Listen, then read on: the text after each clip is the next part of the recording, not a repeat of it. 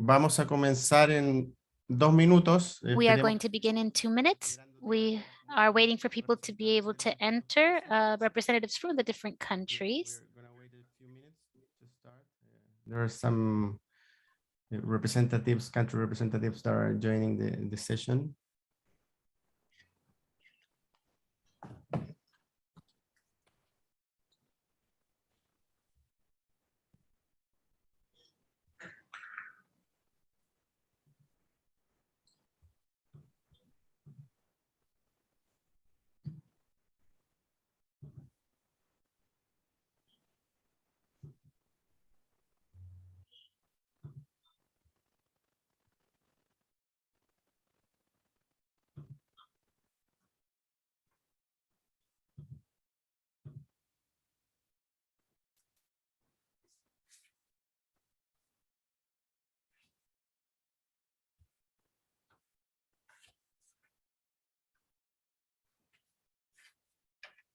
Ok, buenos días a todos, a todas. Vamos a dar inicio entonces a la Welcome to sesión. everybody. Then we are going to begin the session. This is a session that is recorded. Therefore, we can later share this with those representatives who will be coming in, and they can get updated from the very beginning. We are very happy to be here once again together. First of all, I would like to thank each one of you and every representative of the 10 countries of KIX LAC of our hub center of Dominicans, El Salvador, Grenada, Guatemala, Guyana, Honduras, Santa Lucia, San Luis and the Grenadines. Thank you so much for being here. And you know, this is a workshop that we have prepared together with the Unesco team, who we will present in just a few minutes. And we are very happy because it is also an interest group of representatives from the Ministry of Education. Therefore, there is a lot of challenges and points in common that bring us together. And we would like to have this time and this space to be able to do it deeper, get in deeper with all of you. So I would like to thank, I was saying, UNESCO team and the special team about teachers for education to 2030, to the representation of the World Alliance for Education. Welcome, Talia. Also for IDRC, Florencia is also going to give us some words. Our colleagues from OECS, from the Organization of the Eastern Caribbean States, and the Brookings Institution is also here with us as partners of this team and this ecosystem that we call, which is KIX. Special thanks also to the UNESCO team, who we have been sharing these last few months with. You remember that the UNESCO team that today is in charge of Carlos Vargas, the special teachers team, they presented in a brief way in our conference, in international conference in April. And today we have the possibility to be able to have all of his experience of their team, and they will be able to share with us the tools that we have already shared with you that has to do with the development of policy development. So here's some indications for today. We will have a moment to begin in which we will put everybody into context and know this guide for teacher policy development with the UNESCO. And then we will have the opportunity to get to know the vision from the different countries. We are very interested in knowing briefly, getting to know briefly. These are obviously short spaces, but they're so important to be able to know what the 10 countries are in today. And then we have a space to be able to have a discussion. Then we'll have a short break and then go into detail regarding those things that we see as the priorities of the hub and everything having to do with teacher training. So we'll have a specific Zoom there with the team as well from UNESCO. And also in this opportunity, we will have the presentations, the brief but important presentations of our colleagues from El Salvador and also from the Guyana Islands, who have also prepared some slides to tell us from Ghana, I'm sorry. So we have 2 hours. So this is the objective, as I was saying, and to be able to strengthen the knowledge and the main objective will strengthen knowledge and understanding in the process of development, dimensions, and implementation of teacher policy presented in the Teacher Policy Development Guide. This is an international where we have a lot of people and a lot of different institutions and stakeholders interested, and we are thanking UNESCO for this. And to begin and briefly, I would just like to highlight some challenges that we have identified and we would like to insist in to be able to have them present in our region in Latin America and the Caribbean. And according to the data from the GEM report, the report that we have prepared from SUMA together with UNESCO that we have launched 2020, the challenges regarding the teacher training that basically are low. 21% of teachers does not have a degree to be able to be a teacher. We are lacking in that. We need more teachers. So like, for example, in the rural schools, in those teachers in specific disciplines, for example, or regarding the requisites, we know that to be able to start as a teacher, usually the requisites are very low. And all of this and other things is what we would like to talk about that today. And lastly, I would like to highlight the multidimensionality of the policies, and we'll go into detail and talk about this. We have a lot to learn. And I would just like to highlight one last point that has to do with the need to include teachers of our countries in these discussions regarding the teacher policy development in its initial stages and develop the different guilds or unions and other magistries of the countries. They are also a part of KIX, even though today we are having this conversation exclusively from the vision of the ministries of education. We have other spaces and other times where we do want to share perspectives that are different as well. So with these words, I would like to also pass the floor, the camera, and the words to Florencio Ceballos, a senior specialist of IDRC of Canada. Florencio, please.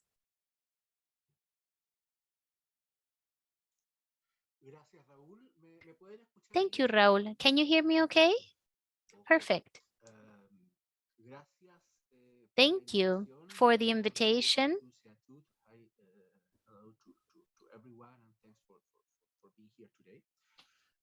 Voy a hablar en español en esta I will presentación. speak Spanish today. It will be very brief. I would just like to say that this workshop that is being carried out today for us as KIX and IDRC GPE, what makes us very happy and for many reasons. We usually say that the role of an effort like ours, and also I think it is, this effort of UNESCO and TTF is to help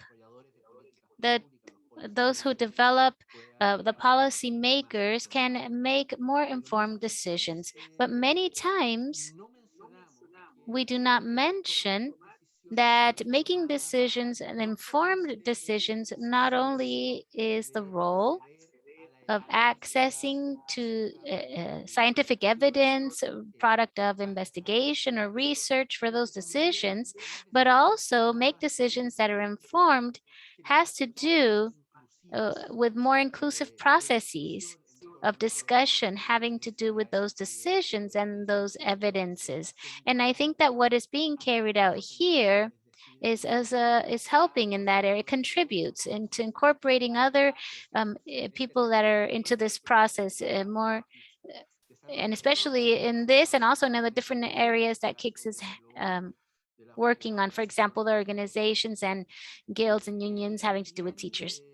And also, I want to make informed decisions having to has to do with considering multiple perspectives and dimensions of concepts, of problems in which the policymakers are dealing with.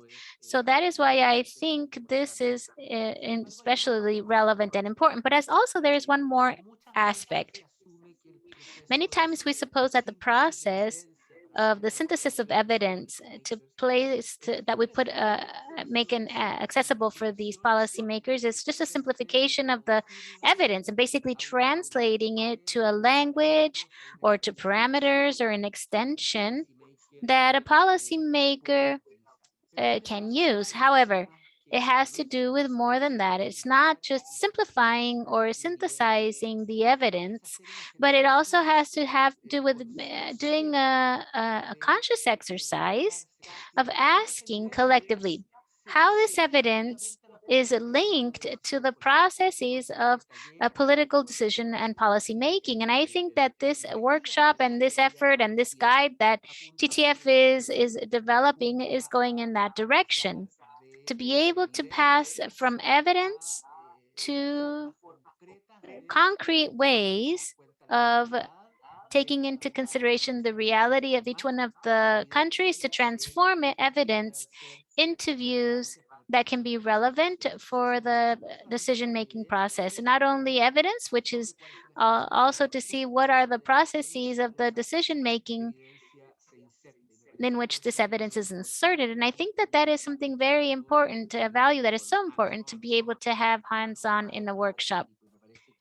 And I think that is particularly valuable in the exercise that we are going to do today. Therefore, without extending myself more, I would like to congratulate you for this effort of Unesco and SUMA and Hub of Latin America and the Caribbean, and hope you have the best success in the work you are carrying out today. Thank you very much.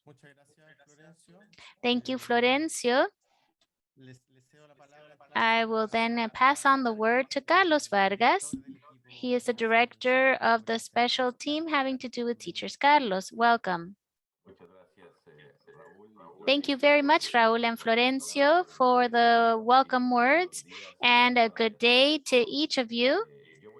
I am going to speak in English, therefore we can use the button of interpretation at the bottom for the direct interpretation. So first, let me thank you again and tell you that it's a pleasure to welcome you to this workshop today, in which we will discuss the critical role of teacher policy in shaping teachers and teaching, and the usefulness of the Teacher Policy Development Guide, which has been developed by UNESCO and the International Task Force on Teachers for Education 2030 to support countries to develop holistic and comprehensive teacher policies.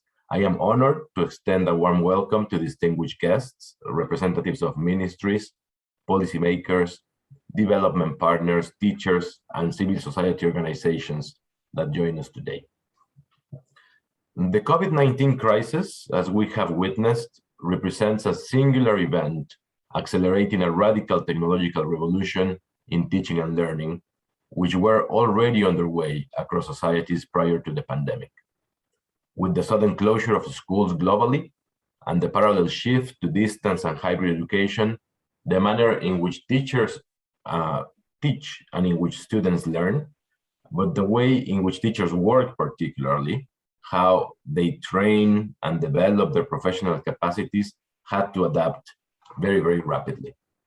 Yet, as education changed, many teachers struggled and knowledge and skills gaps emerged more than ever, including pedagogical use of digital tools, digital literacy, but also supporting students' social and emotional needs, responding to gender issues such as gender-based violence, assisting students with disabilities, and working and engaging with communities altogether. Those are new roles that we saw emerging from teachers, for teachers during the COVID-19. However, as Raul has mentioned, challenges pre-existed in the region, with just 83% and 78% of primary and secondary teachers respectively holding the minimum requirements in Latin America and the Caribbean to actually exercise the profession. Holistic and comprehensive teacher policy is an important lever to address many challenges and to identify how teachers may be best supported to deploy their talent and creativity and to exercise their pedagogical knowledge and judgment. In order to raise the social standing of the profession and the professionalization and development of teachers, more training, advocacy, and awareness raising of teacher policies is needed. We hope that the Teacher Policy Development Guide and all the dimensions that it has may be useful for the transformation of teaching that is required and to assist policymakers and other stakeholders in this transformation. This workshop will discuss the Teacher Policy Development Guide, and in particular, my colleagues from the International Task Force on Teachers for Education 2030 will speak about its role and its content, especially around the dimension of teacher education. This workshop follows a similar event that we organized for the African continent earlier this year. And as a critical moment for further reflection and policy learning, let me share with you that the TTF will host its biennial policy dialogue forum in Kigali, in Rwanda, on 2 and 3 December, which will examine the role of innovation in teachers and teaching. More policy learning around the TPDG, the Teacher Policy Development Guide, and the specific role of teacher and teaching innovations will take place in regional groups. So we invite you to join us in Kigali or online to follow the discussions around innovative teaching and innovation with teachers. Before closing, I'd like to remind everyone that holistic and comprehensive teacher policy is critical for addressing the complexity of the challenges confronting the profession and the activity of teaching itself. This workshop will provide an overview of the guide, some lessons that have been learned, and more detail around the specific teacher education dimension. We look forward to sharing these rich resources with you today and collaborating further. I wish you all a very successful workshop and give you back the floor. Thank you very much, Robert. Muchas gracias, Carlos. Muchas gracias por tus palabras. Vamos directo entonces a entrar a lo que vinimos. Todos ustedes, todas ustedes recibieron copia de la guía en los 3 idiomas, en inglés, francés y español. Y Emilia Soto a continuación presentará, miembro del So Emilia equipo. Soto now is going to present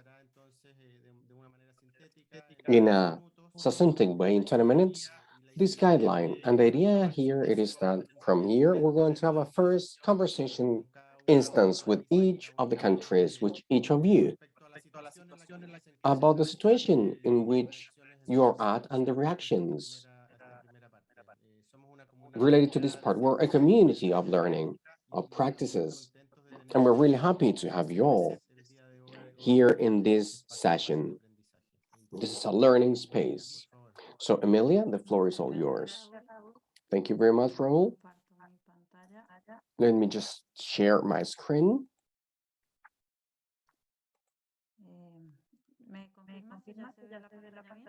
You can see my screen, right?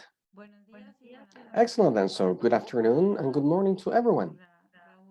As Raul just mentioned, I am Emilia Soto. I am part of the Secretary Special Team for Teachers, and today I'm going to present this guideline for the development of teaching policies. Why this guide? So first of all, it is fundamental to acknowledge the central role of teachers in order to guarantee an education which is including and of good quality. You all know that a goal for the sustainable educational systems, it is focused in having more teachers which are qualified. So this guideline wants to be a tool in order to help countries to achieve this goal. Likewise, this is one of the main axes of the work of this team related to teachers. This guide was developed with different experts in teaching policies, academics, educational partners, Unesco, and the committee of the TTF. So first of all, I want to clarify that this guideline was published by UNESCO and also by the special team of teachers. Initially, it was published in 2015. There was a summary in 6 languages of the UN languages: Spanish, English, French, Arabic, Russian, and Chinese and Portuguese, and the whole guideline was published in 2019. And last year in Arabic, French, and Spanish as well. Likewise, the Open University of the United Kingdom developed an online course which is available for free in English, French, Spanish, and Arabic. So we invite you to also see it at the Open University webpage. And in order to get into the topic, this guideline has 5 chapters: a general description, context, dimensions of what the teaching policy should include, the phases to be developed, and the implementation process as well. So talking about the general description, as I mentioned before, teachers must be at the center of this process. This is not something new. It comes from the recommendation from the IoT and Unesco in 1926. So this depends on the qualification and the capabilities of teachers. That's why it is important to highlight that the working force in many countries are teachers, and most of the budgets at a national level related to education are related for teachers.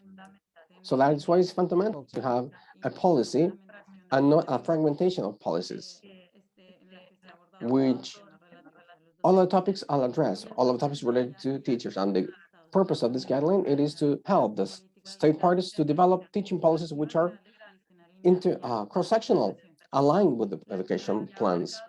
These guidelines have public and private teachers, school directors from primary to secondary school, and it is also for different stakeholders. Talking about the context, it is important to understand that this guide, it is a guideline. It gives some alignments, but it must be adapted in each of the context. Each country and every national context, it is different. It has specific challenges, and the teaching policy needs to contribute to. So therefore, it has to be aligned with the national policy for education and some other policies as well. So this leads to a planning process and coordination process, which is so fundamental for, first of all, maximizing investment, guaranteeing the quantity and the quality of the teachers, and also guarantee equalitarian learning. This teachers policy, it has to do with sectoral plans at all the educational levels. For example, in TIC policies, STEM, and some other national policies, and also in different contexts and systems at a federal, local level. And most important, it should not have new fragmentations. So the teaching policy needs to be a cross-sectional, holistic process. So this guideline was published, as I said before, last year, and it's been published since 2015 and 2019 in the English version. So it was published before the pandemic, COVID-19. Nonetheless, the guideline makes reference to the importance of being based on these principles, emergency situations, education in emergency times, and also we're also working in a new module, which is specifically devoted for these teaching policies that need to be aligned with plans and national strategies of emergency.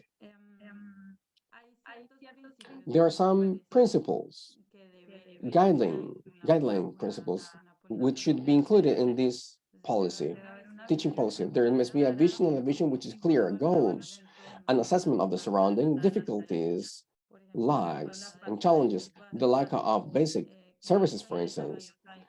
We need to see which are the challenges in each of the contexts. We need to have a cross-sectional coverage of all of the dimensions that I'm going to mention now. Goals and reference points should be quite clear in set of the deadlines. Sources of funds should be defined by the very beginning, and all of the stakeholders should be involved in the process. It is important to include teachers and also to guarantee a conversation, social conversation process in order to involve parents and community, and a constant assessment and revision plan. There are some other tools. I'm not going to go further into details, but they're mentioned also in the guideline, and they also support, they're quite useful for the elaboration of a teaching policy. We have recommendations from OIT, UNESCO, that were mentioned before. UNESCO has developed different frameworks in different regions. There are some statistics published by the Statistics Institute of UNESCO. OIT has also a good guideline for good practices, the World Bank, the World Alliance for Education, OCDE as well. So there are different tools there, which are quite useful for the elaboration of a teaching policy, and they are also a good support in this process. Getting into the topic, these new dimensions, 9 dimensions, these are the key 9 dimensions. I'm going to explain them one by one. They're also specified in the guideline, and as well mentioned, you had access to the guideline. It is important to understand these dimensions as a process which is interrelational and holistic as well. Every single national policy must have the learning of students at the very core center. That is the main goal of a good teaching policies. The main goal of education, it is that, the learning of students. And it is important to understand the different variables, including political context, social, cultural, and economic context, in a way which is holistic and interrelational. Talking about the dimensions, the first dimension that we are covering, it is the hiring and retention of teachers. It needs to be based in strategies of retention and hiring based in evidence. There must be a recruiting strategy which is well defined. The relationship of numbers of students per teacher.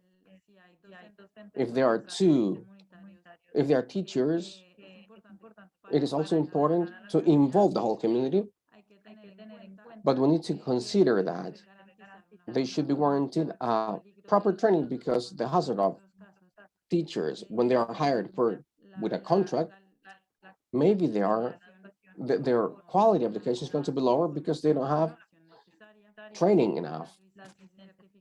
Sick leaves or certificates, titles should be also important at the hiring moment. There should be school leaders as well, and the hiring of teachers in emergency situations, such as we have lived in the latest years with this COVID emergency, and the importance of warranting teachers who respond to those emergencies. I won't go into details in the training of teachers because Peter Wallet is going to speak about that, but it is an important, relevant dimension within these other 9. The third dimension, it is the distribution, which once again has to be based in evidence. This distribution may be managed in a centralized way at a state level, or it could also be managed at a school level. But it is important to, whatever the system, the distribution should be equalitarian, including rural, remote areas, and urban areas as well, where the education should be guaranteed, and also good conditions for the teachers, no matter where they are. And the movement of teachers should also be transparent. The fourth dimension is related to the structure and the professional background, which has an impact on the motivation of teachers and special impact on retention. Teachers should feel that they have some alternatives to develop their careers horizontally, in the classroom, in the teaching field, or vertical one, going higher into administrative positions, such as school leaders, and so on.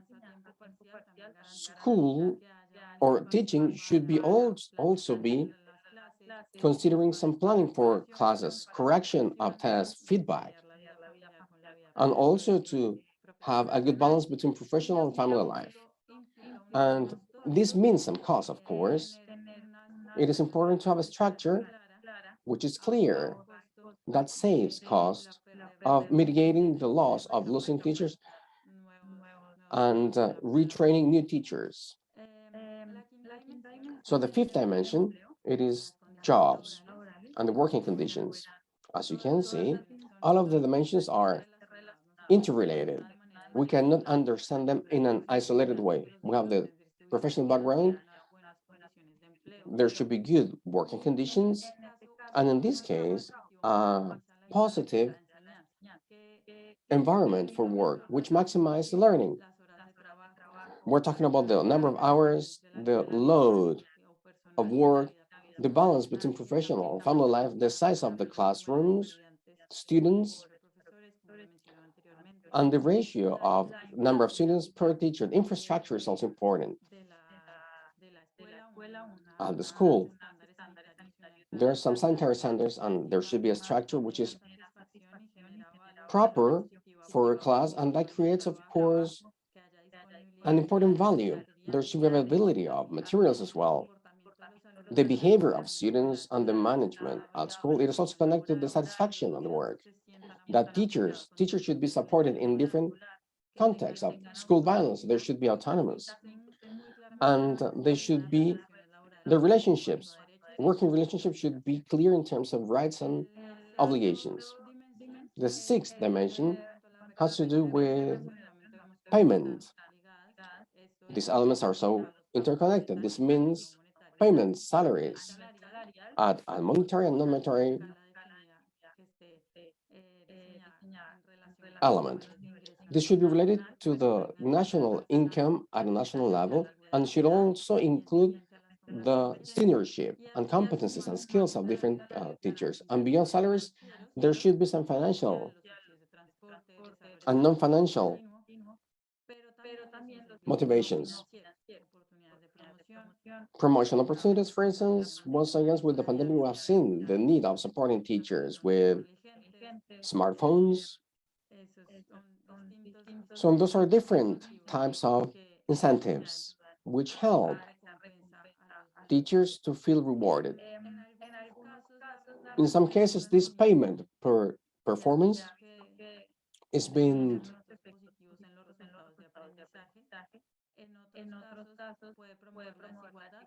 it could sometimes promote inequality. So that's why it is so important to develop a policy for teachers, which is connected to the context, understanding, first of all, the problems of each of the contexts. And the teacher standards, they are set as expectations about the knowledge, competences, and attributes of teachers and the performance level, which is desirable. These structures are the content and the regulations, including the knowledge, practices, and competencies. Those are norms for directors. And it is important that teachers have an active participation in these regulations. They should be connected to the goals of learning of the students. This has to be the very core of the teaching policies. There should be appropriate participation in the agreements. It should be within the context. The context is something so important, and there should be a continuous assessment of this and a balance between orientation, core orientation, whether it is from the state or from school, and the autonomy. So in the last two aspects or dimensions that the guidelines offers are teacher responsibility and the school governance.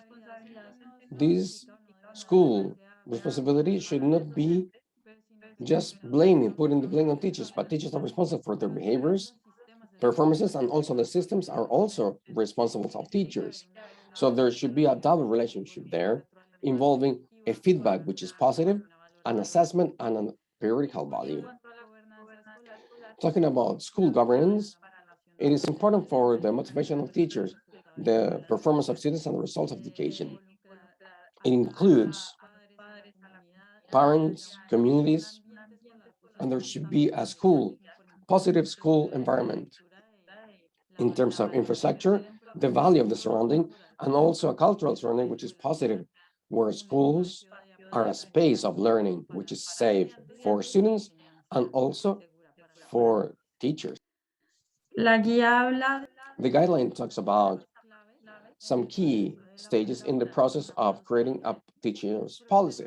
This is a process which is normative, where some areas are privileged and some others are marginalized. So there should be a consultation for all of the stakeholders in this process. There are 5 stages. The first one, it is identification of the problems and setting the agenda, assessing the evaluation. Second stage is the formulation of the policies, agreements about the basic principles. Third one is the adoption by the government. Fourth stage, implementation, communication and spreading. And the fifth one, it is the follow-up and assessment. With these phases, we can see that it is important. The document, it is important. The policy, it is important in a written way, but it is also important to understand much more complex than the policy of document. It means an assessment, a follow-up in the long term as well. That's why it is important to develop a roadmap, a calendar, have the calculations of costs since the very beginning, determine the functions and responsibilities, and also for this to be a successful process, it is important to have a high-level commitment, appropriation all over the country, a coherence in the policies and structures, planning in a strategic and global way, the role of teachers in the social dialogue. The policy should be based on evidence, data, statistics, which are concrete, and also we need to include the capability of the ministries of education. The fifth aspect, it is the implementation. The implementation, it is specific for each of the countries, but there are different possibilities, which include legislative or administrative pathway. But it is important that no matter the implementation way, there should be some working calendars, action plans, which are clear, setting the roles, structures, and the implementation staffs and assessment, periodical assessment. At the end of 2019, beginning of 2020, the international team of teachers made a revision about the use which had been done in 9 countries in Africa, 9 countries in the development of creating a guideline. I just want to share some of the conclusions of this revision. Something important, it is that this is a process, and developing a teacher's policy, it is a long process. It is not a final product. It is a process that involves dialogue, social dialogue, a dialogue which has to be proper. It takes time. It is the commitment from the government. It is also important, and high participation, and also considering the role of the stakeholders of development. Each country used this guideline in a specific way, and there we can see, and we saw in the region, how important it is the conceptualization.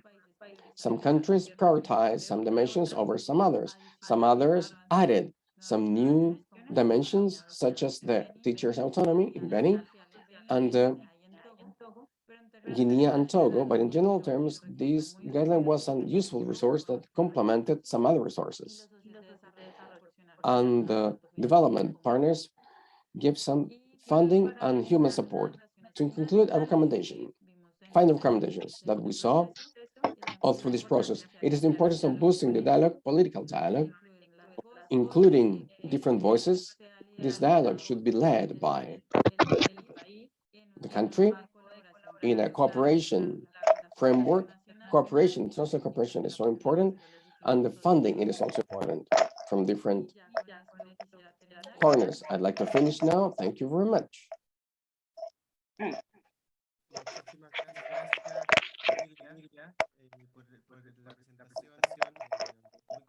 Thank you very much for your presentation and for adjusting to the times. And we want to open the conversation with the representatives of the different countries. We have some questions to be able to start off the presentation. In particular, we would like to begin to know, what are you doing in your countries from the point of view of the policies in general terms? Are you using this guide to be able to take advantage of it in your context? Regarding the challenges, what are your main policy challenges in your country? What are your bottlenecks in different stages of the implementation of this guide? And the idea is that we can have a participation that is even of the countries. So we ask that you can consider about 3 to 4 minutes by country so that we can have a distribution that is even for everyone. And I would like to hear you now and listen to you so that maybe in the chat or even here, asking or commenting, but the important thing is to get to know and share what you are in the different countries to be able to generate the interchange space and learning necessary for our region. I see a hand raised. Jessica Medina. Jessica, please, if you can present yourself as well. Jessica?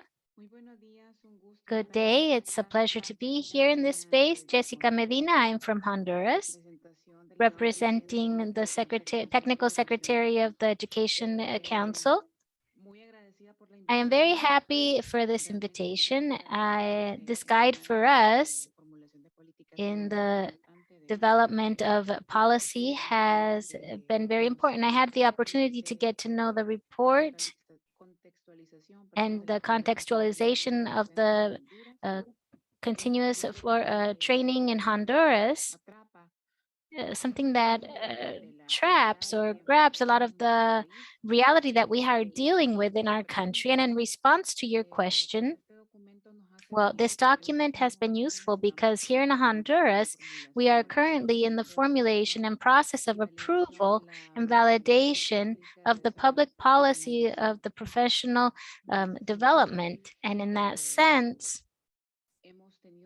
we have had almost 3 years, 4 years of work where some of the colleagues that are here from Honduras are part of this table and this validation process and the construction of this policy. So what are the main challenges that we have had? Well, in 2020, can you imagine the catastrophe that we had? That was the year that we had planned for the approval of this document. And then we had to think it all over again. We had to validate post-pandemic. So those new realities and new priorities having to do with teacher training and virtually and those necessary competencies for the formation or training so that the teachers could have the training, whether it be initial or continuous or permanent, according to the needs post-pandemic and also 21st century. So just wanted to say that in Honduras, we are aligned with that guide, with that guide that you have sent. I was able to get to know it in 2019, and it is very clear, very much into context. And now the report in phase 1 of this contextualization in Honduras that I hope will have later phases that will allow this update of contents and that can help us as a country to be able to measure ourselves with external how we are, where we are, and where we should be going when we compare ourselves with indicators in international level indicators. So basically, that is what we are doing in public policy, teacher public policy for specifically for teacher policy development in Honduras. Thank you, Jessica. I see Lucy Dalia would also like to say something from Honduras as well. A good day to each of you, and thank you for the invitation to this presentation. I am very happy. I feel very identified. As Jessica said, that came before me, we have been working in Honduras with this document, and the truth is that we have had a progress. And what I like the most is that we are very strict in with this document that you presented today and that you shared with us by email. So as Honduras, we are aligned, articulating the teachers' development, not only articulating it, but also trying to innovate according to the situation that is presented and to the different contexts that our system is found in our nationally. Thank you very much. Thank you, Lucidelia.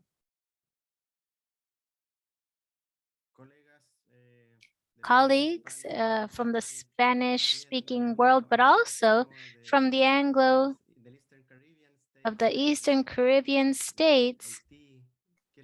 Haiti, would you like to share your experience regarding how you are implementing development policies?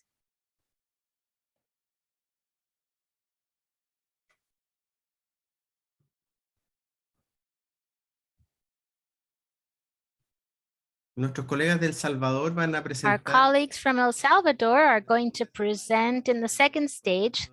Therefore, I invite the colleagues from other countries to share what their experience is. Voy a ir nombrando a los países porque I will name the countries. I see Michelle from Grenada. I don't know if you would like to share from Grenada. Would you like to share your experience? Hi, good morning. I think there is someone that is the focal point, so I would prefer if that person would speak today. Absolutely, absolutely. Yes, I'm just encouraging you to take the microphone. Please don't be shy. It's a learning session where we can exchange and to share what are the main opportunities, but also the challenges that we're facing these days.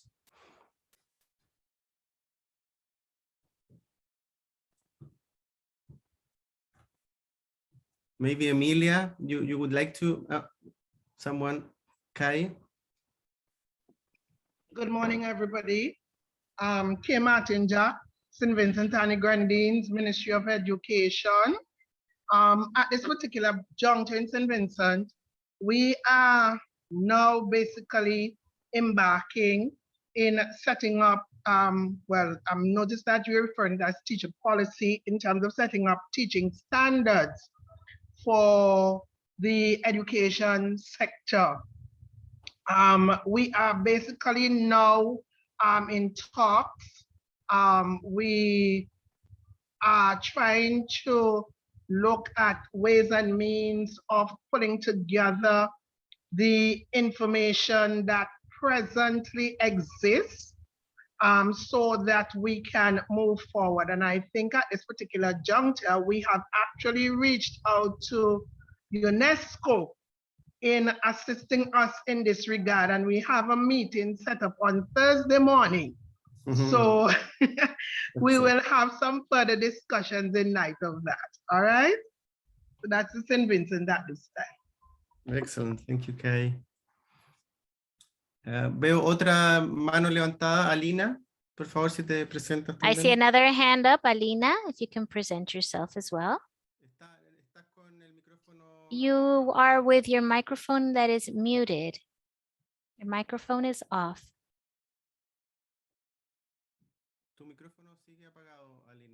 I'm sorry, Alina, but your microphone is still off. Okay. No. Well, hello, everybody. From the Ministry of Education of the Republic of Nicaragua, a big hug to each of you. And I would like to thank at the same time to have invited us with this very important session. We have experience to share that is pretty rich. It's very rich, so to say, but we don't have as much time for the presentation. But there is something that we are doing from our country of Nicaragua as teacher policy, and it is to eradicate. We had a high amount of teachers who were not teachers, but that is one of the fights that we have. So we have already reduced it to 4% nationally from 60,000 teachers that we have in our country. So we have only 4%. So empiricism is down to 4%. And we are hoping to end it somehow. And on the other hand, we are working in two ways. From the initial teacher training, we are working in the proposal of the transition of normal schools to superior secondary school. And at the same time, we have a wholesome formation of the student where they need to work the inclusiveness part. we are reinforcing with courses, additional courses, to be able to take on what is the part that has to do with all those things having to do with inclusiveness, the attention with people who have different problems with their sight or hearing. So that is something that we are doing additionally, and we are working and preparing students in initial teacher training from English, working as a second language, English as a second language, so they can have a more holistic training. And we are also training them in education, intercultural bilingual education, which is also very important because we have the Caribbean area regions, and we are advancing in intercultural bilingual education, and also other areas as well. So we are starting from initial teacher training. We are preparing the students with the capabilities to be able to have reach out to the schools that have only one teacher in the rural areas, and also within continuous training for the teachers within our policies. We are working with the teachers with trainings that we are working out in a national level, preparing us before the school on one hand, before schooling, and we are also working one day a month, the last Friday of each month. Throughout the year, we have 10 encounters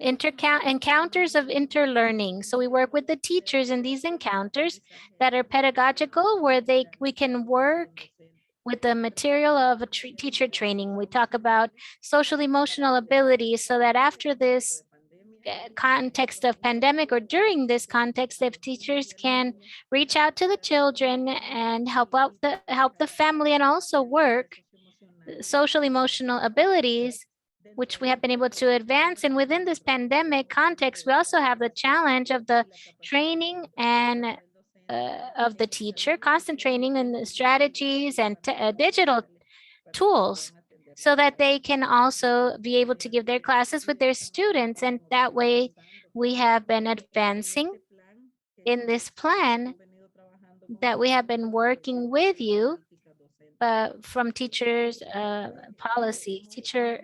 policy development. We have advanced in the working with the teachers, with the working conditions, so that they can be correct, so that they can help work in the primary and secondary schools. And something that is very important within the system of education in Nicaragua, we have 4 subsystems.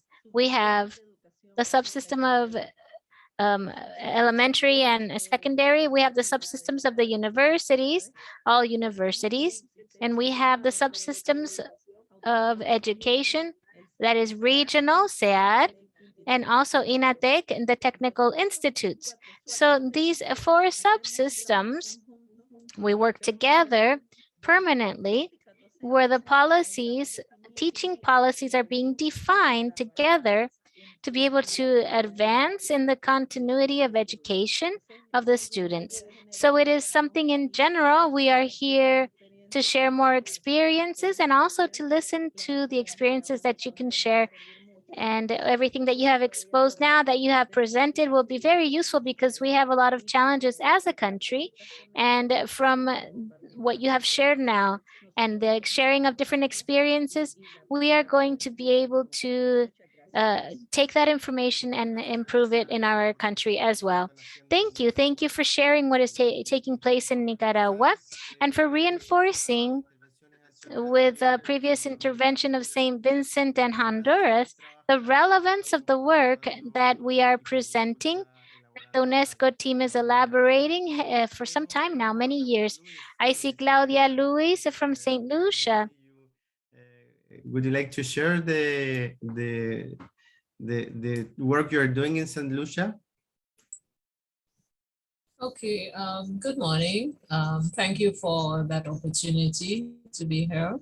I will say, first of all, that I am not my ministry's focal point on teacher professional development, but I will still try to share whatever I'm aware. Well, of course, we have a very small teaching population of 2,000 as compared to our other colleagues in the Latin American countries. We have, I think one of our issues really is with teacher training. We have one teacher training institution. And for many years, this training institution provided a diploma or certificate, but not a degree level. So we have made a stride finally during the past year. They have introduced a bachelor's degree program. So we noticed that all of our teachers would have to be upgraded. So as concerned teacher policy, we have not yet gone to the point where we have a policy where you have certain minimum training requirements to enter the teaching profession. But this is one thing that we are looking at where the teaching policy is concerned. The level of training and also looking at entry requirements to the teaching profession. Because of our size, we have looked for regional initiatives. So like St. Vincent mentioned, the development of teaching standards is currently being undertaken at the CARICOM level. So St. Lucia is a part of this initiative, and we have a team. It has been, the funding is coming through CARICOM and some technical support, well, not really funding, technical support, I would say, is coming through the CARICOM grouping, where we have been asked to put a team representing the various stakeholder groups, such as the teachers' unions. We have the various denominational teaching boards. We have the Dean of the Teacher College represented, and we have also from the Ministry of Education. So we would be working on having teaching standards as a minimum. So when we look at the standards, then we look at training.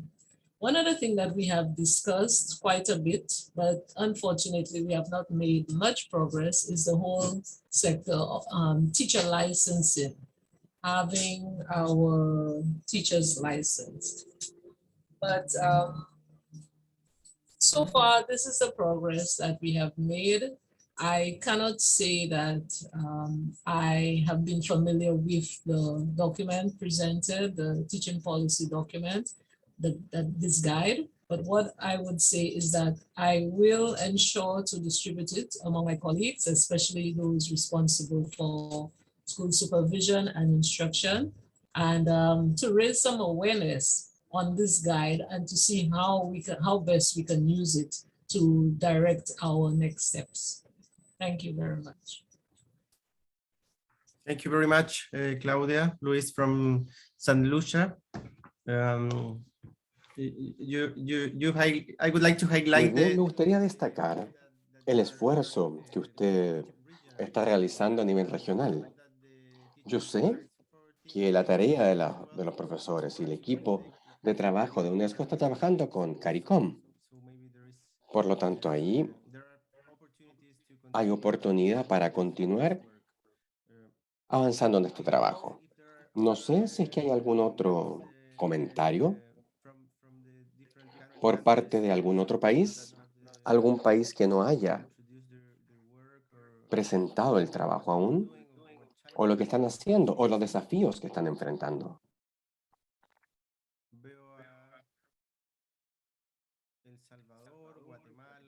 I can see El Salvador, Guatemala.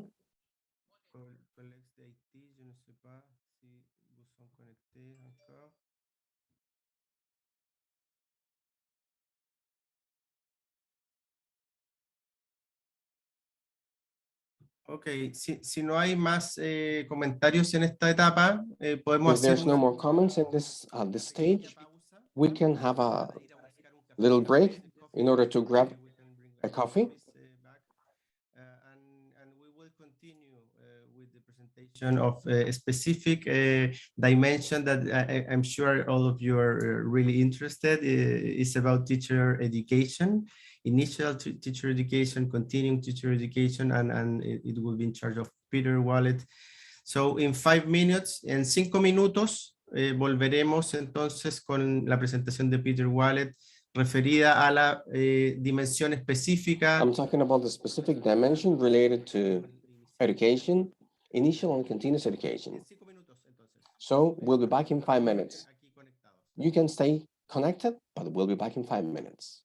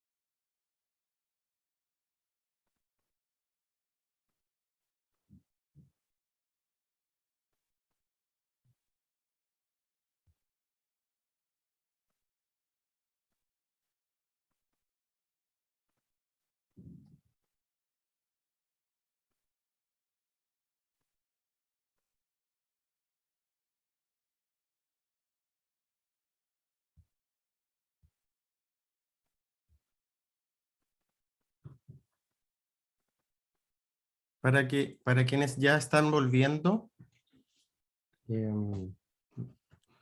For the ones who are back, I'd like to ask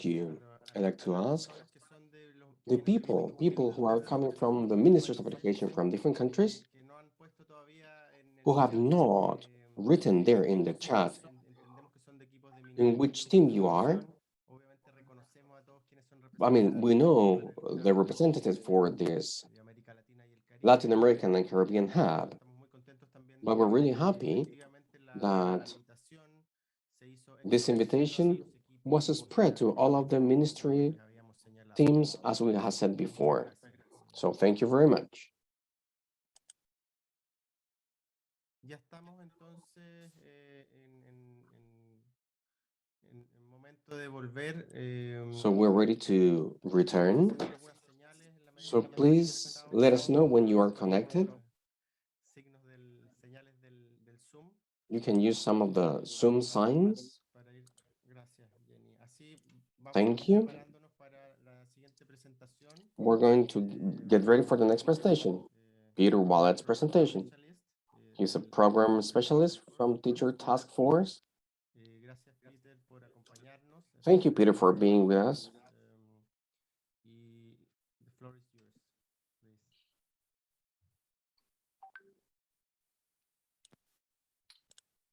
please. Can you hear me? Perfect. Yes. Great, thank you.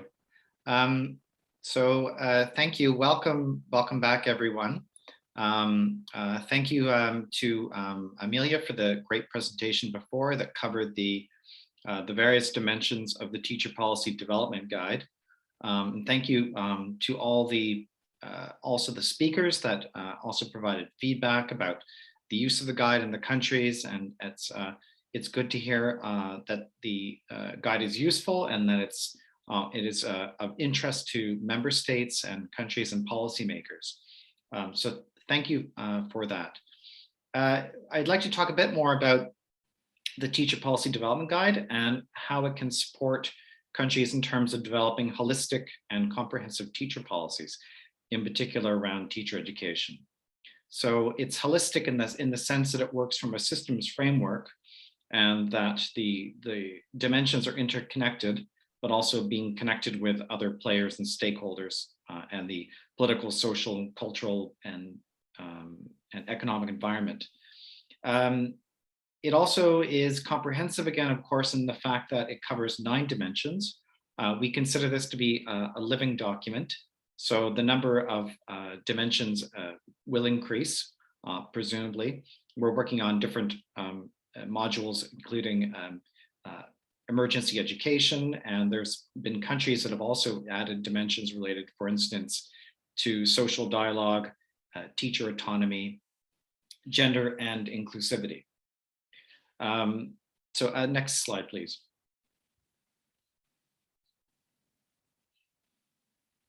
Can we move to the next slide? Yeah, thank you. So these are the 9 key dimensions that were mentioned before that are currently in the guide. The second one being teacher education, initial and continuing education, which of course is a very critical one. We know that teacher quality is a key element in student outcomes. So I can understand a lot of interest and this is a key element for review and to understand more about, I think. So we welcome this invitation for this particular discussion today. Next slide, please. The next slide is sort of, you will see that it is just sort of a reminder of the systems approach to the guide. Could we switch to the next slide? I still see slide number 2. Yeah, thank you.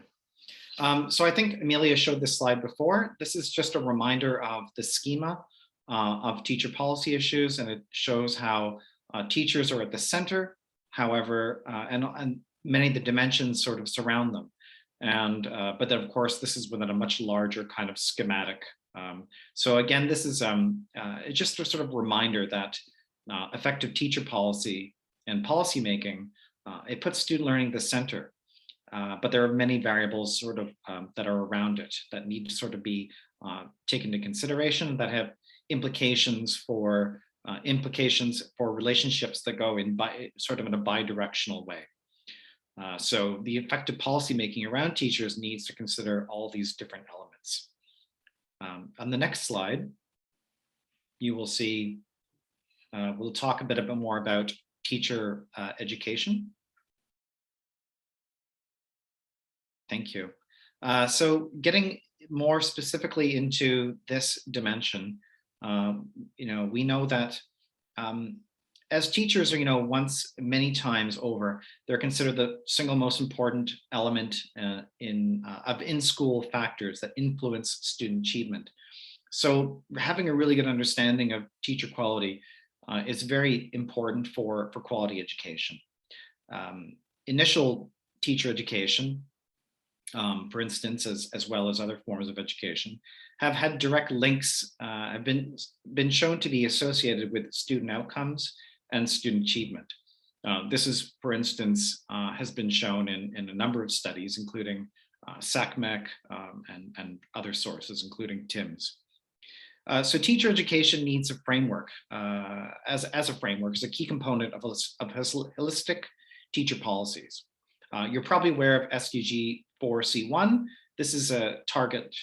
This is the first target of the SDGs on teachers, and it measures the proportions of teachers with required minimum qualifications, which Carlos had alluded to before during the introduction. Across Latin America and the Caribbean, it's around 84 and 79% of teachers in primary and secondary have the minimum qualifications. Teacher policy, though, should outline supply and demand issues, budgetary and resourcing needs, and how these will all help meet teacher education goals. Next slide.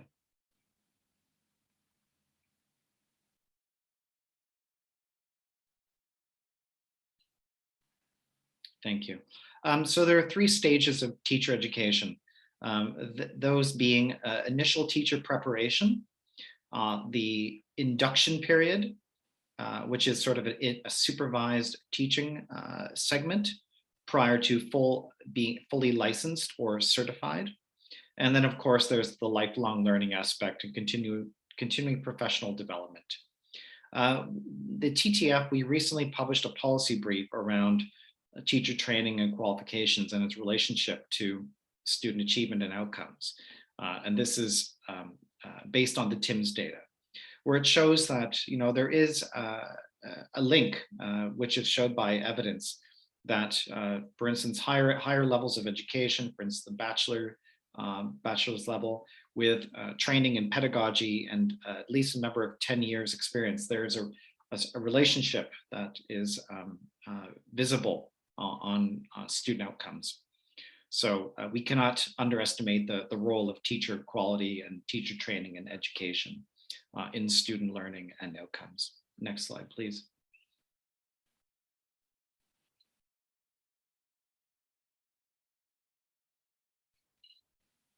Can we move to the next slide? Thank you. So just to talk about the chapter in general around teacher education. So it contains a number of subsections and key areas that should be addressed in a comprehensive and holistic teacher policy.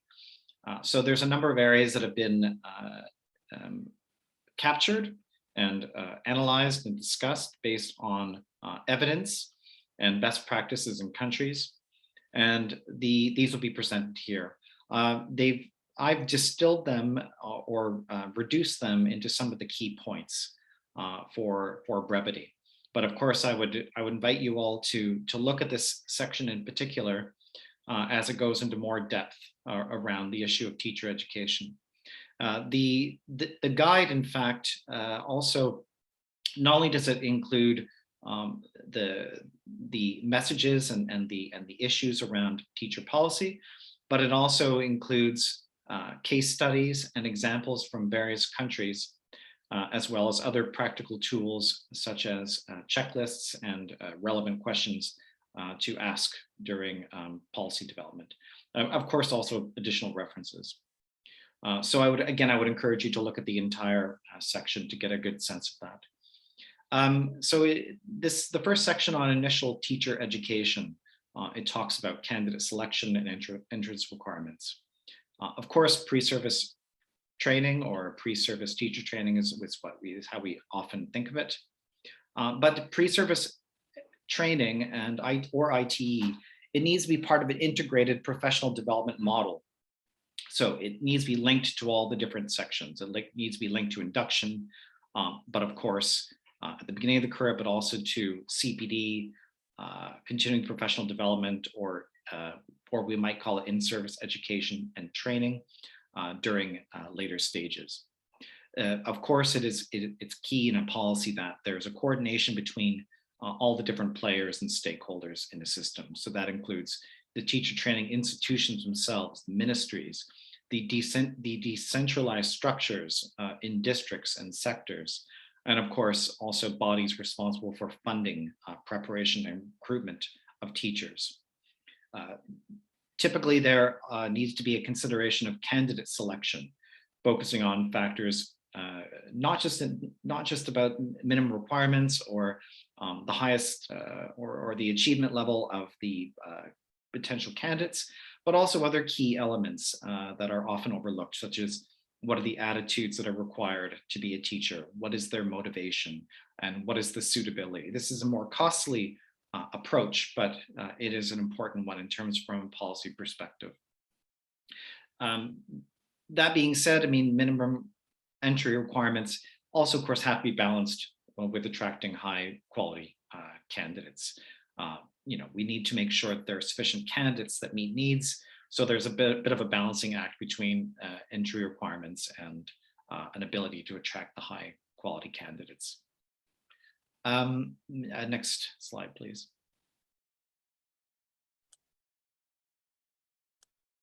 Moving on in terms of the content curricula and the meat of teacher training programs. Well, of course, curriculum and content are locally adapted and aligned to local policies, national visions. But we do see that what's really critical is, in terms from a policy perspective, is we need to have acknowledgements that around both the learning of theory, the learning of practice, so being pedagogy, and but these need to be, of course, combined where teacher trainees are involved in some of their own training.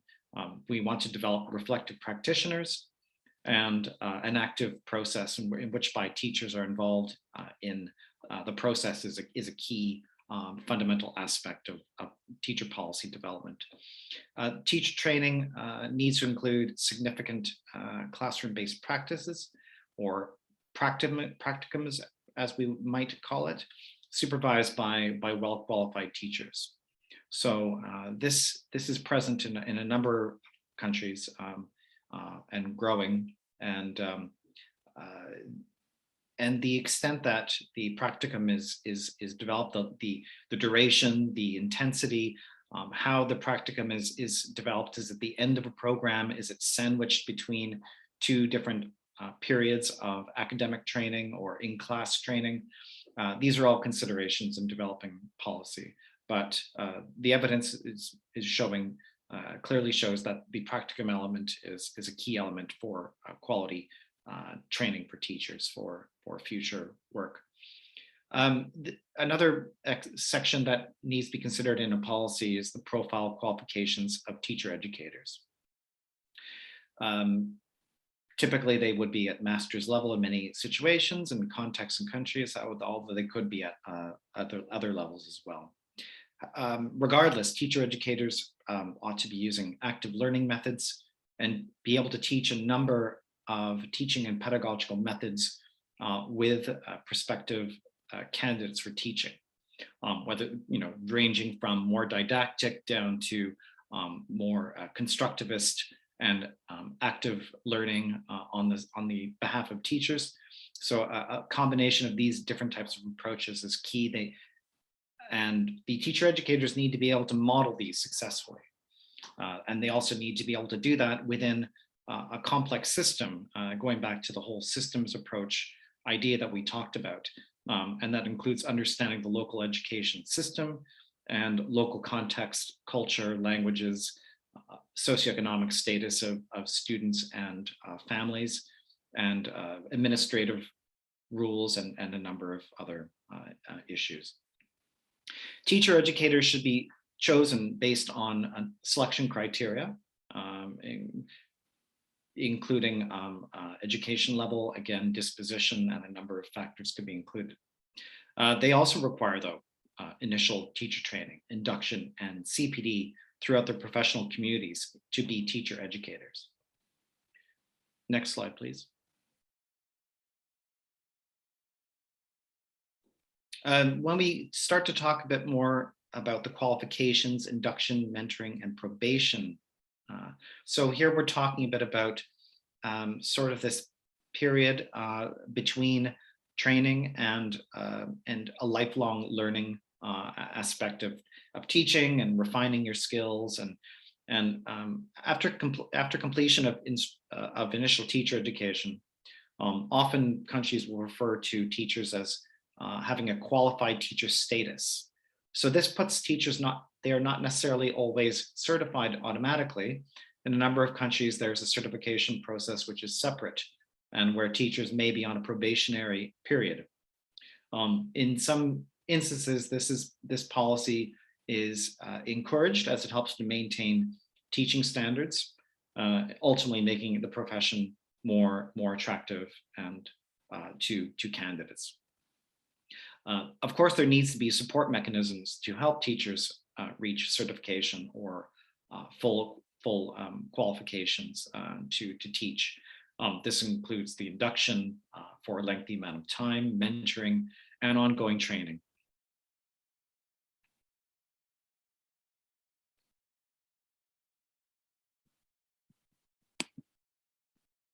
Sorry, my screen flipped. If you can still hear me, I'll keep going. Of course, but there is the potential to fail to meet standards. So there is a clause in some instances that perhaps some teachers are not suited or appropriate to the profession. Just a few notes around what is a successful induction program. Successful induction programs need to be comprehensive, highly structured in terms of the process, those who are involved, the roles taken by different actors. They should be collaborative, whereas teachers are treated as colleagues and partners. And there needs to be the recognition that this professional learning is one phase before a lifelong learning process and continuing professional development. Next slide, please.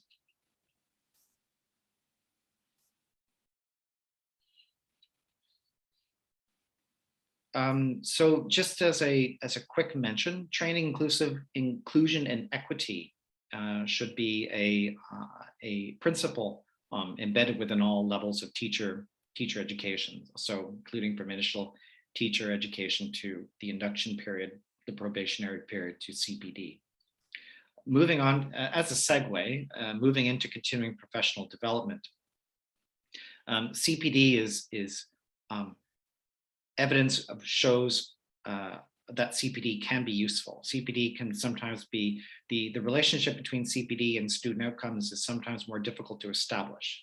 Although intuitively we know that CPD is important.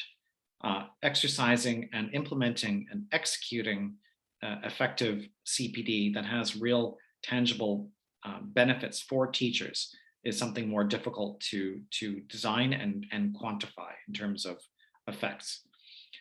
So some ways to ensure and to improve and CPD in terms of its policy aspects in a teacher policy is that CPD we know it's important, and we need it to increase teachers' content pedagogical knowledge, various skills, pedagogy skills, information that teachers have on policy, administrative regulations, and standards.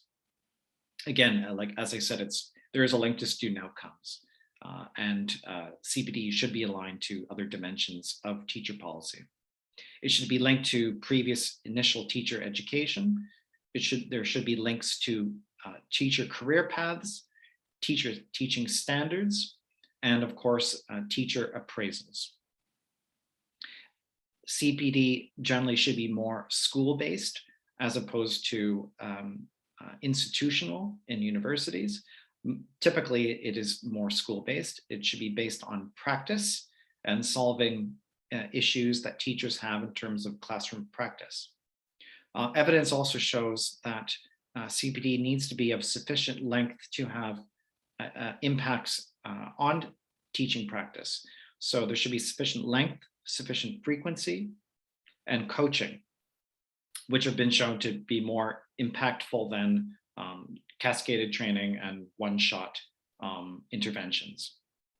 Teachers also should be allocated time for continuing professional development, and governments need to require a dedicated budget for CPD. We just came back from Rwanda, for instance, and we noted that the government there has recently added new requirements and time for CPD. So thank you. You can go to the next slide, thanks. ICT. So ICT is definitely a cross-cutting theme, although as in, we discussed before about the rapid change in the use of ICT has been accelerated by the COVID pandemic. So about ICT, we know that it's useful in many different ways for teachers, and is thus very important for teacher policy. It is important for, since we're talking about teacher education, we know that it's important for teachers it allows them to train in a new manner. It allows them to train and not be limited in time and space. So it allows for more flexible scheduling and training and learning at a distance. Teachers need to learn the ICT skills, and they also need to learn also how to embed ICT and technology into subject training. So therefore, ICT should be taught as a subject and other subjects. It should be included from the beginning, from initial teacher education through to continuing professional development. The UNESCO ICT competency framework for teachers is a useful tool that can be implemented in countries to help develop standards and competencies for teachers, as well as developing curriculum and training modules and learning materials. And lastly, I'll just mention education for sustainable development is a teacher policy should include principles of ESD in teacher training that ensure that other aspects of the policy are coherent with this. Next slide, please.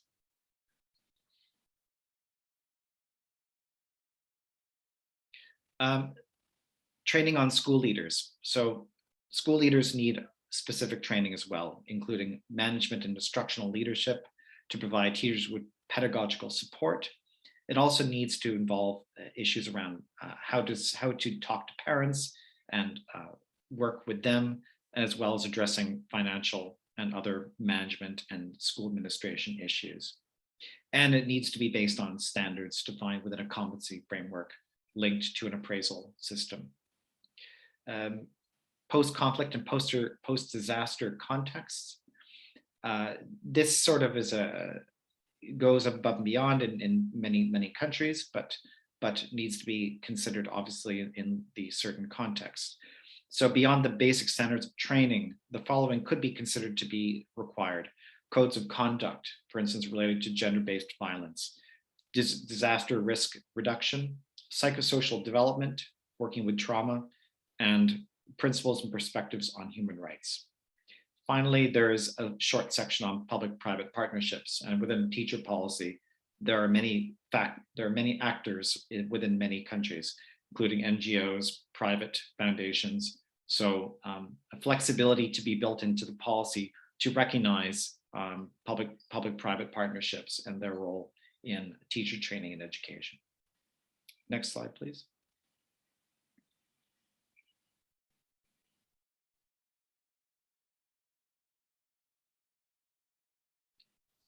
Just to remind you, I think you saw it before, but I'm just to remind you again, of course, about the Teacher Task Force and Knowledge Platform. And this is, if you go to the website, you will see the Knowledge Hub. And I would again encourage you to look in there. The Teacher Policy Development Guide is in there. You can also find it very easily by Googling it. And I think I think my colleagues have also provided links in the chat to the guide. And we will be very happy to send out links again through email. But I would also encourage you to look through the Knowledge Hub, because it is full of information for policymakers, for teacher educators around diverse topics, and many that are quite would be of interest to teacher training and education. And I will stop there. I think that's the last slide. So thank you very much. Thank you very much, Peter. Muchas gracias, Peter Wallet, del equipo Thank you, Peter Wallet, from the team from Unesco, Special for Task Force in Education, teachers. Thank you for this excellent summary. Many topics are involved within this topic. These training policies, teacher policies, are multidimensional, and we may be talking about it for days. We could talk about dimensions, subdimensions, which are included there in the guideline, and that's the main goal, of course, having a varnish of these topics today, and later we're going to go deeper into these topics. We will open the floor later. Now, we'd like to invite Carlos Rodriguez from the Ministry of Education of El Salvador. He is National Director of Teacher Training. And as you all know, in these spaces of exchange and learning between countries, which are part of this KIX for Latin America and the Caribbean, we always want to introduce the vision, the actions, practices which are being done from different countries. So Carlos, you're most welcome. Welcome to this hub. Now you're officially introduced to the members of these countries, and we are willing to listen to your presentation. Thank you very much. Thank you for this opportunity, for letting us participate in this enriching dynamic and activity. So I will be quite succinct to take the most of this time to share this experience that we have had from El Salvador in terms of teachers' policies. I like to say that COVID changed our plans to accelerate some things, or maybe for introducing some things into the agenda, things that were not considered or that had not been identified. Also, this document that you have shared,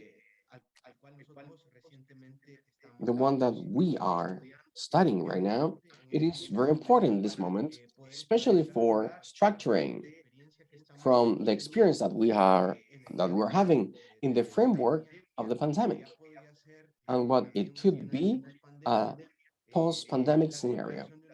The articulation of a policy which is not going to be, as it was said before, not only a document, but it is also going to be the result of a process and also the consequence of the reality that we have been created. In terms of policies, educational policies, here in my country, we're working, trying to include three aspects, which for us are so relevant. First of all, we include educational policies as constructions that has to be based on evidence, and then also have to be oriented towards universality of the educational community. Of course, we need to acknowledge the differences of each of the contexts and each of the populations, but the policy must include everyone. We also have a framework of policies, which is our strategic institutional plan for this management, which goes from 2019 up until 2024. And this aligns the specific policies that we have been talking about. Also, it is fundamental that any educational policy, including the one for teachers, have an approach of rights from the education. So all of the actions must warrant the respect of the rights of children and young people. Now we'll talk about what we have done in the different spheres within the pandemic, of course. Talking about continuous training, we are, when this administration started, we had a subsystem of training, which was for teachers, and it had a singular characteristic, which is dispersion. Of course, we had this teachers training towards all of the teachers, for all of the teachers in different fields. But the main characteristic was that this training and all of the different processes were not articulated from a continuous training plan, integrating all of the efforts. And also the stakeholders and the one boosting these processes usually were public sector and also some NGOs without a roadmap, common roadmap. So the first thing we did was organize the structure. So this meant the creation of a national office that we didn't have, which is the one that guides the policies of training, continuous training, and also the instance which implements the formative processes at a national level, which is the National Institute of Teachers Training. Also, this articulation was done in order to define an agenda with priorities where we invited all of the instances, stakeholders, and many standards were considered for design, curriculum design, not only for topics and contents, but also for instructional content and elaboration of material for the continuous training during the pandemic. That allowed us to articulate the different efforts and to guide the resources and the different initiatives in just one route, which is the one which is in growing in terms of the needs of teachers. Also, for us, it's been really important during the pandemic, this accompaniment for teachers, also taking care of their health, emotional and physical health care, and also the prevention of getting infected by COVID. Also, the technological resources and connectivity has been a priority. We have a policy to deliver equipment and connectivity for all of the teachers and also for total vaccination for the teachers. One of the most interesting things that have happened during the pandemic, it is the redesign of hiring contract of teachers, which in the past only had one criteria of selection per seniority and then later per specialty. We had to do a reform that allowed us to introduce the assessment of knowledge, also the psychometric assessment and the revision of the profiles and the professional development for each of the teachers. So this has led us to identify the main weaknesses in the initial training of teachers. 80% of these 17,000 teachers who participated in this activity postponed or failed the test, and this allowed us to understand which are the fields of actions that we need to prioritize in terms of initial training. So for us, in initial training, the trainer of trainers, and also the alignment of the initial training with the continuous training and the introduction of all of the fields which are necessary in the framework of this multimodal strategy are the priorities right now. Thank you very much for this space. That is a summary that I can share with you about the experience here in El Salvador. Muchísimas gracias, Carlos, por compartir los esfuerzos. Thank you very much, Carlos, for sharing the efforts and the different strategies that you have implemented, and also the challenges or difficulties in the system. That is a key element in order to acknowledge them, to recognize them, and to keep on working and advancing.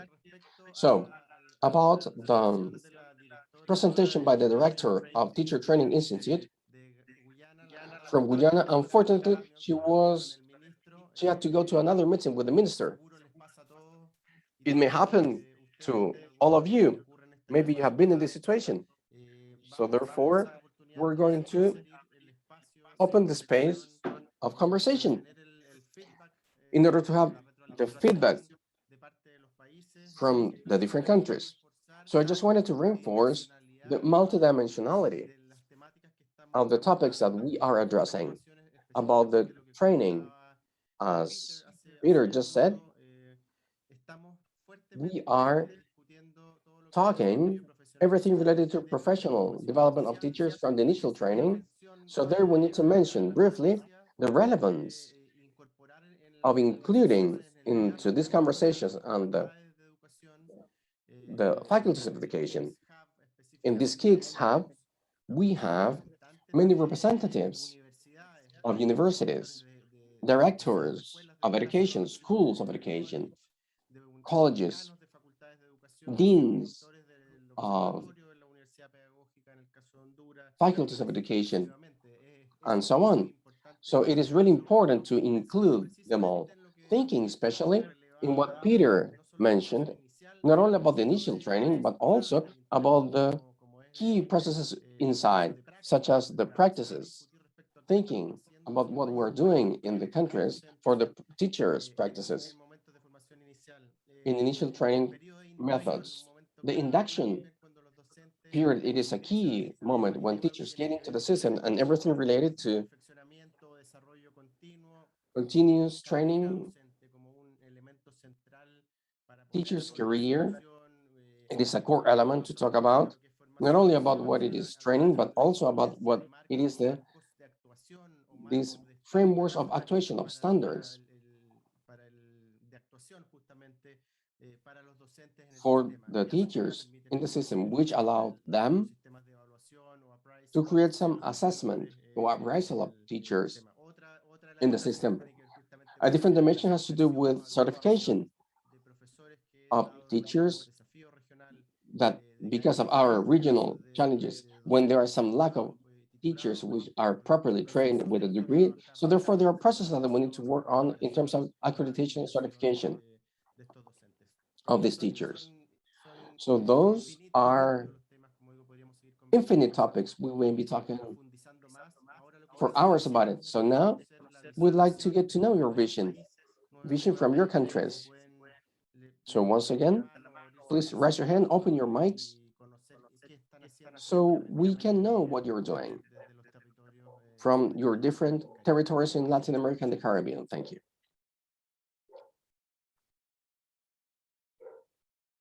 ¿Quién se anima en esta oportunidad? So who's going to be first?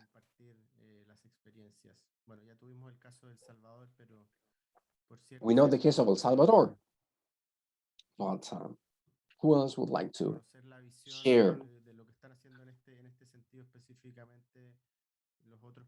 what you're doing?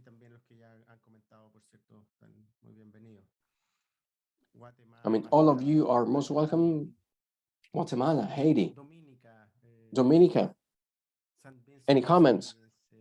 St. Vincent and the Grenadines. I mean, you're all welcome. All of your comments are most welcome. If there are some questions for Peter, I mean, he has worked directly with many different countries in the implementation of this guideline. It is, I mean, maybe the right time in order to open space for these questions, the work that Unesco is doing with all of the different countries.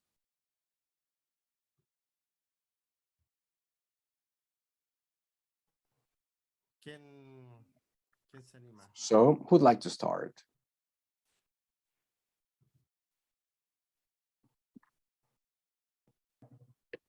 I'm unable to raise my hand, so I'm just unmuting my mic. Is that okay? Perfect, Quinita. If you can introduce yourself and Sure. Please, the floor is yours.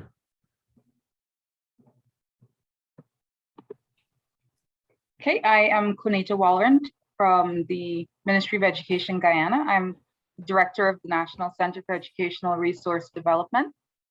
And we are the arm of the ministry that, among other things, is responsible for ongoing teacher professional development. So this aspect of the discourse was especially interesting for me. I have to say that I did take some photos of the slide and put it in my my staff chat so that my curriculum officers could also consider some of the learning that was shared today. In Guyana, where continuous professional development is concerned, we are in the process of trying to streamline that process into something that is way more evidence-based than it's been historically. Because we find that without being able to strategically monitor or track the kinds of professional development experiences that our teachers have, we end up in a situation where there may be overtraining in particular areas while not necessarily being able to properly identify where the gaps or deficits truly are and use that as a targeted focus of our intervention.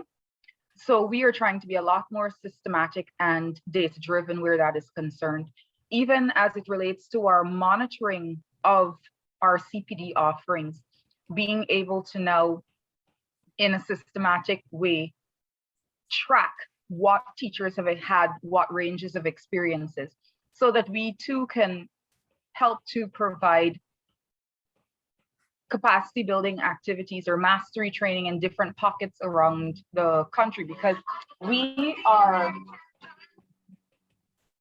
a very geographically diverse country. So we have a lot of regional idiosyncrasies where it comes to access to training and so on, because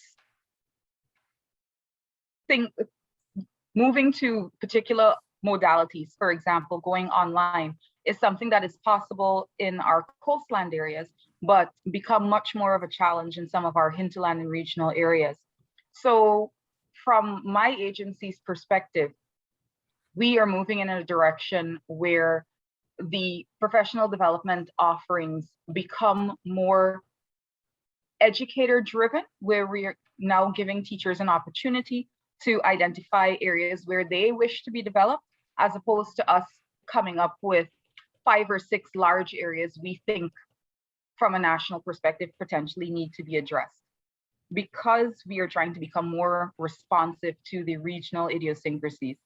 So that is where we are, and kind of a snapshot of the journey from where we've come. So I just wanted to share that I'm finding a lot of value in what we're talking about today, and reading the policy document as well. Thank you very much, Quinita. Muchas gracias, Quinita.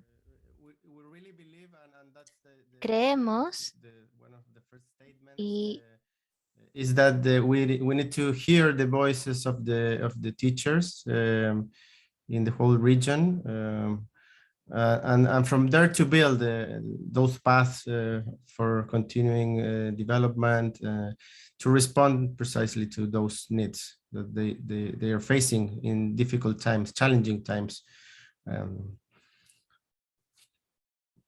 Please, if there are other comments, opinions, questions, are more than welcome.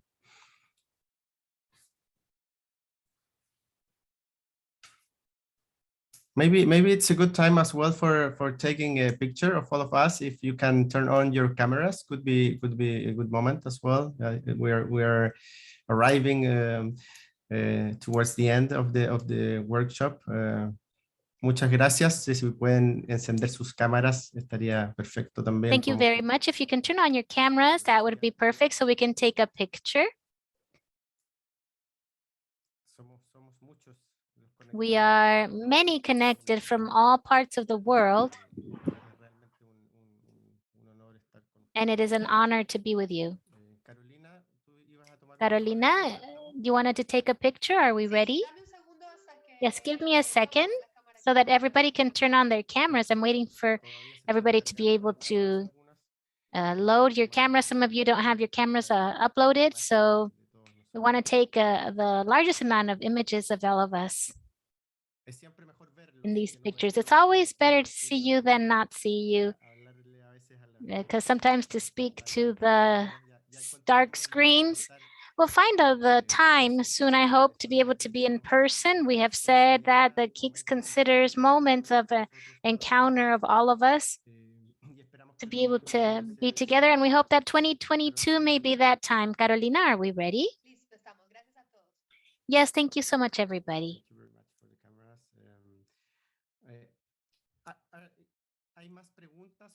Are there any more questions or comments that anyone would like to say? Maybe from the Ministry of Education, please feel with the confidence to, we have a few more minutes before we go to the last part. Elia, please, I see you raised your hands. Thank you. Yes, thank you. For the presenters from the Teacher Task Force, and thank you again for the very good presentations. I think it's an excellent resource to make available to the countries and to let them know that it exists. I think what the guidelines do is they really lay out very nicely all these different dimensions that are so key and critical for teachers.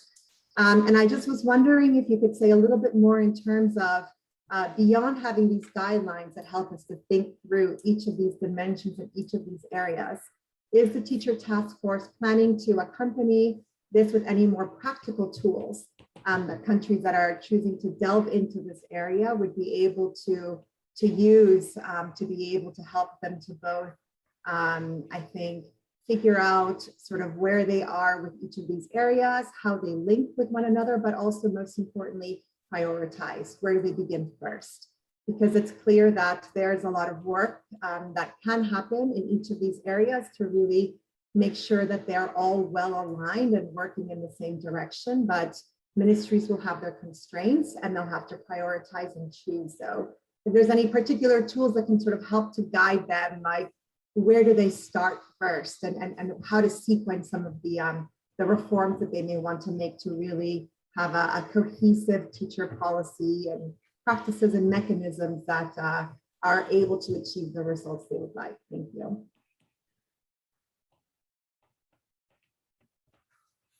Thank you, Talia. Thank you very much. I think it's a great question. I don't know, Peter, Amelia, Carlos, the team, Leila, I thought she was there too. Hi. Yes, thank you. Thank you for the question and the comments. I think they're very timely and they're very relevant and thoughtful. As I think I sort of mentioned before. So I mean, we do see the Teacher Policy Development Guide as a living document. Other countries have come along and said that they created new dimensions. So there's that aspect. The guide also includes areas around implementation and the phases of policy development. So there's that aspect. But I think there's sort of the comments are around, what could be even done more than that. I know that, for instance, we are working on new dimensions on emergencies and crises. We're working on new content related to costing, so costing the policies. But there's also have been discussions around designing, for instance, perhaps this is not a decision at this point, but there certainly have been conversations around developing a toolkit, which would make it easier for countries perhaps to take the guide and sort of implement it and have a way to move forward more easily and to perhaps also see the interrelations between the different dimensions and the work processes and such. So that's only sort of that's probably only answering your question in halfway, because it's sort of more of a discussion rather than a decision to actually design a toolkit at this point. But certainly we are developing new modules, new perspectives on costing, and certainly this toolkit is something we have discussed in the past. So I think your comments are very important, very good, and it gives us a moment to reflect even further about what we can do as the Teacher Task Force to work with UNESCO and different partners to improve on the tool that we have. So thank you for that. Muchas gracias, Peter. Thank you, Peter. This is a document that has to be live. It has to be constantly constructed because each country puts it in their context. And we have seen that these 9 dimensions are relevant at the same level. However, the countries are each starting from different perspectives. Emilia, please. Thank you, Raul. I hope I didn't miss anything of the question because I'm recording the Spanish version. But I also wanted to add that one of the main lines of action of the TTF is on knowledge sharing.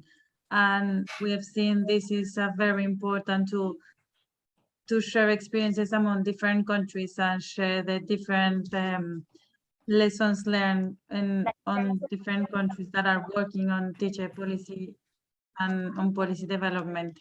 And that's one of the things we learned from the revision I was mentioning, because all the countries were on a different stage of developing their policy. And it was very fruitful for the countries to learn about the lessons that others were doing and what was useful, what was not, what dimensions should be considered. So I think it's not a tool specifically, but it's a constant work we are doing on knowledge sharing and the platform that Peter mentioned. We try to engage with different members and to invite them to share their experiences and to learn from their experience, because I think that's something that can be very, like, it can define what is useful for countries, because only countries know what actually works in the ground. Thank you. Muchas gracias, Emilia. Thank you, Emilia. I think we are reaching the end. If there is no more comments, questions, opinions, Peter, I see your hand. Peter, ¿tú levantaste la mano? Yes. Yes, thank you, Raul. Just to add on to Emilia's important intervention, and in that the review paper will be disseminated more widely in 2022. So there will be something more concrete to come in the following year. Excelente, es una excelente noticia porque como se ha mencionado. Excellent, that is excellent news, because as mentioned, to learn how other countries have implemented the guide is an excellent way to also be able to implement it, put it into context, into the reality of each country. It's a pleasure to greet Talia once again. Talia Miranda, she's country lead of Global GPE. And she will also share some words to close this workshop. Talia, please. Thank you very much, Raul. Here online, but just to say a big thank you to SUMA, to IDRC for helping to organize this session. A thank you to the UNESCO Teacher Task Force for really helping us to be aware of this fantastic resource that is available on teacher policy reform, and for helping to moderate the discussion.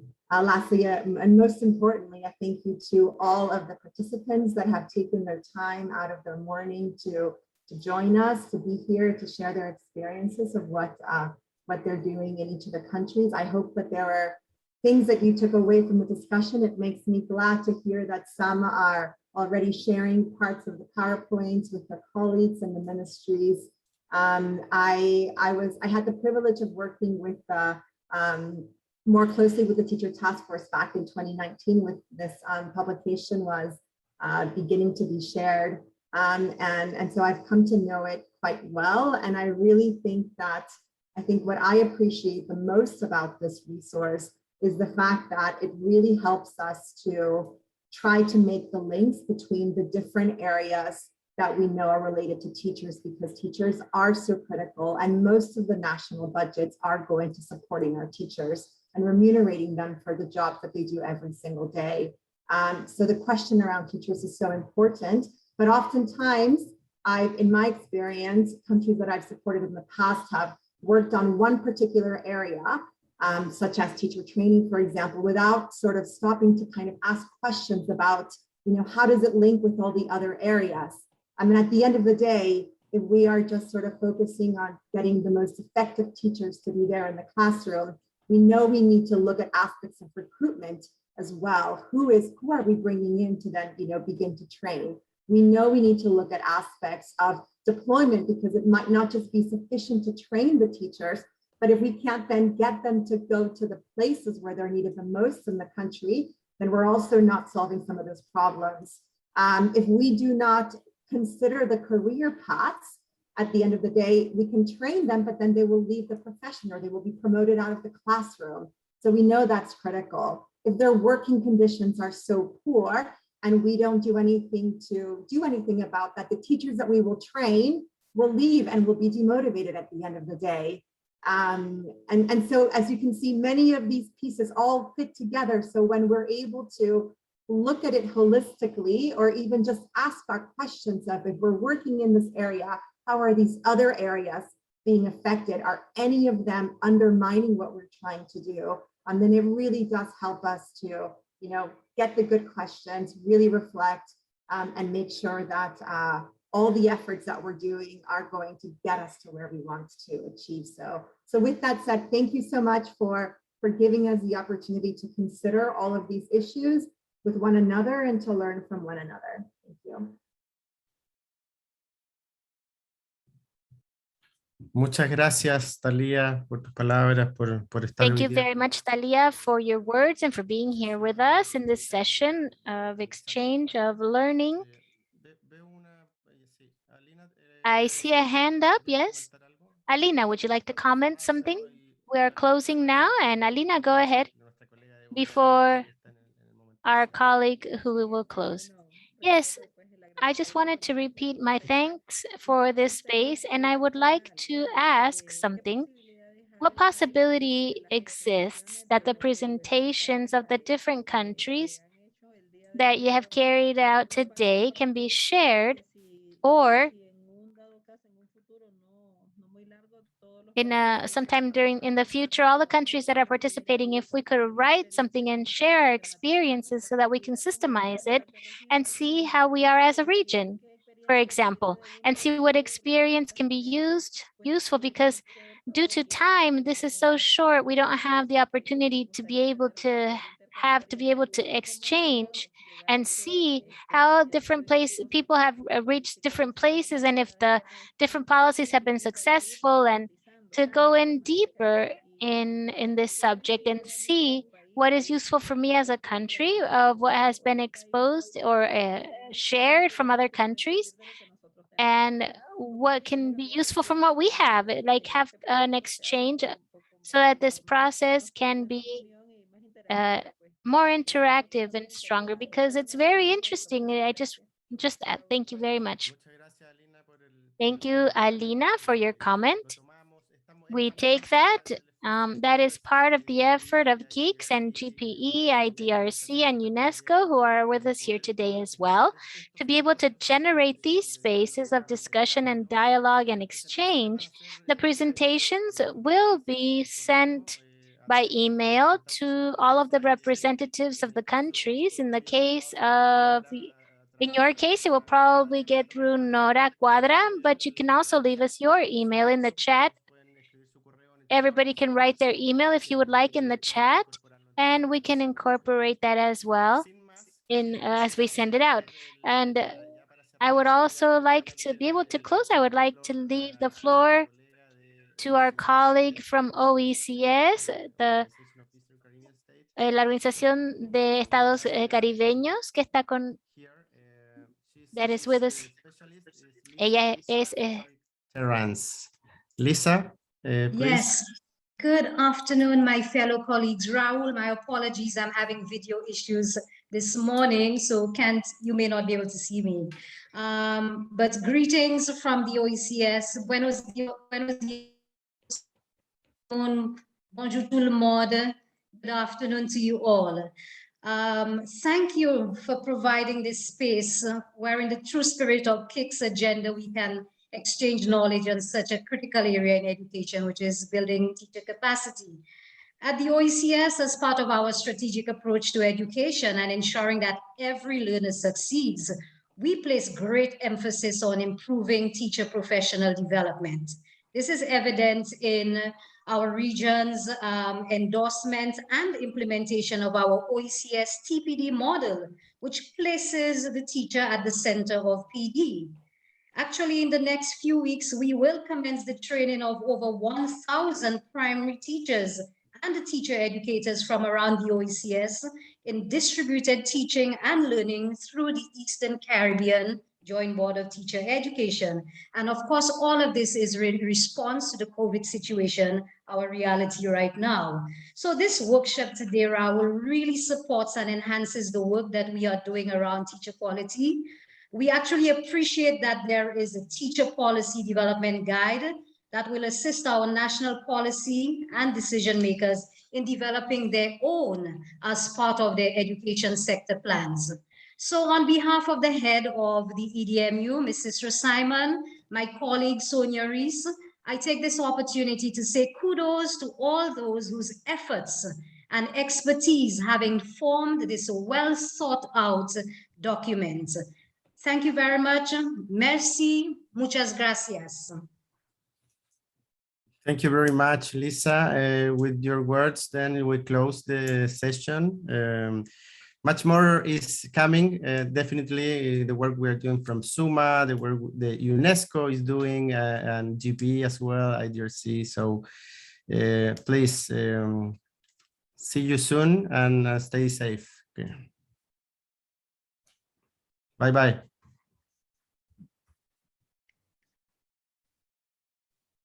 Ciao. Gracias, muchas gracias. Bye, everyone. Muchas gracias. Buen día. Buen día. Hasta luego. Buenos Thank you días. very much. Thank Have a good you. day. Bye, Goodbye. everyone. Thank you. Bye, au revoir. Buenos días. Buenos días a Bye-bye. todos. Abrazos. Hasta luego. Bonjour, au revoir, merci. Merci, Joseph. Gustave. La prochaine. Oui, à la prochaine.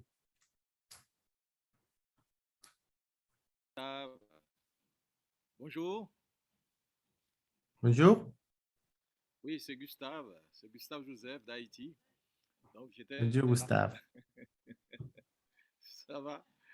Ok. Oui. En tout cas, je suis là. J'ai participé. Et Génial. Merci beaucoup. Nous sommes avec vous.